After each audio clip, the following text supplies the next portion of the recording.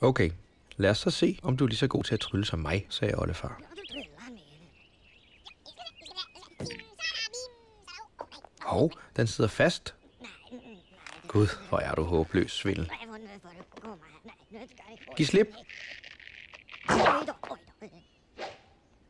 Oldefars tryllestav fløj langt ind i tågen. Nu kan vi jo ikke trylle mere, sagde Svindel. Hvad har du tænkt dig at gøre ved det? Jeg henter den.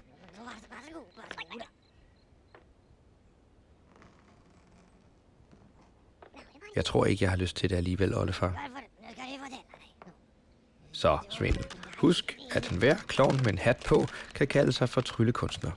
Men det er det, du har under hatten, der er hele hemmeligheden.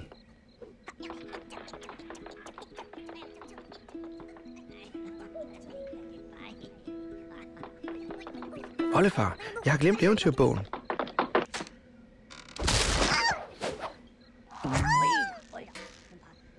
Her har du din bog. Au, hjælp, jeg sidder fast. Nå, men så brug saven her, sagde oldefar. Og så gik han til frokost.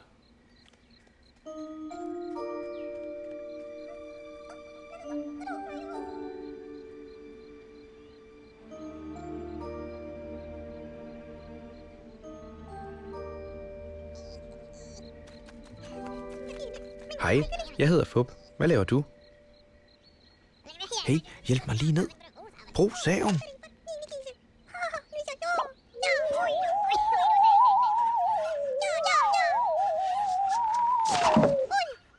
Du er altså en mærkelig ært.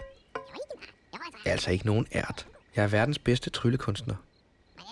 Men jeg skal først lige finde oldefars gamle tryllestav igen. Det kan jeg godt hjælpe dig med. Her er den. Nej, det er altså denne her, vi leder efter. Og hvis vi bare følger kortet, så skal vi nok... God idé. Vi følger bare kortet.